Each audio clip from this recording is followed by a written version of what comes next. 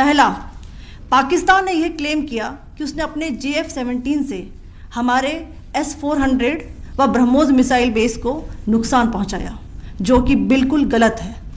दूसरा, उसका यह भी मिस इन्फॉर्मेशन कैंपेन था कि हमारी एयरफील्ड्स जो कि सिरसा, जम्मू, पठानकोट, बठिंडा, नलिया और भुज में है, ये उसका मिस इन्फॉर्मेशन भी बहुत गलत है। तीसरा, पाकिस्तान के मिस इन्फॉर्मेशन कैंपेन के मुताबिक हमारे एम्यूनिशन डम्प्स जो चंडीगढ़ और बियास में है उसका डैमेज हुआ, यह भी बिल्कुल गलत है। हमने आपको मॉर्निंग ब्रीफिंग में बताया था विथ फैक्ट्स एंड फिगर के साथ कि ये सारी चीज़ें बिल्कुल सही सलामत हैं। अब मैं आपको बताना चाहती हूँ कि पाकिस्तान के एक प्रेस कॉन्फ्रेंस में ये बात की गई थी कि उनके सीनियर मिलिट्री ऑफिसर्स जो कि पूरी तरह से ये भ्रामक हैं और तथ्यों से दूर हैं कि पाकिस्तान की ओर से ये झूठा आरोप भी लगाया जा रहा है कि भारतीय सेना ने मस्जिदों को नुकसान पहुंचाया। मैं इससे बिल्कुल स्पष्ट करना चाहती हूं कि India is a secular nation और हमारी सेना भारत के कॉन्स्टिट्यूशनल वैल्यूज़ की एक बहुत प्यारी झलक है।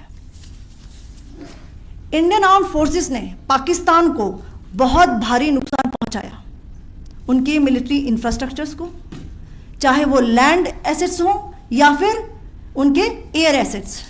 यही नहीं, इंडियन आर्म्ड फोर्सेस ने पाकिस्तान की एयरफील्ड्स स्कर्दू, जकोबाबाद, सरगोदा और बुलारी को बहुत नुकसान पहुंचाया।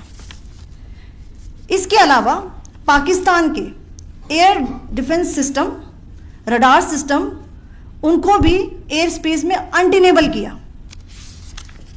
यह भी बताना चाहती हूं कि लाइन ऑफ कंट्रोल के पास पाकिस्तान के command and control logistic installations और उनके मिलिट्री इंफ्रास्ट्रक्चर्स, मिलिट्री पर्सनल्स का इतना भारी नुकसान हुआ कि पाकिस्तान की ऑफेंसिव व डिफेंसिव कैपेबिलिटी को नष्ट कर दिया गया।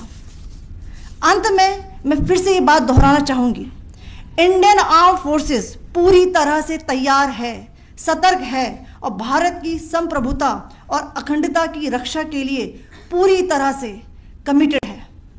धन्यवाद। जय हिंद।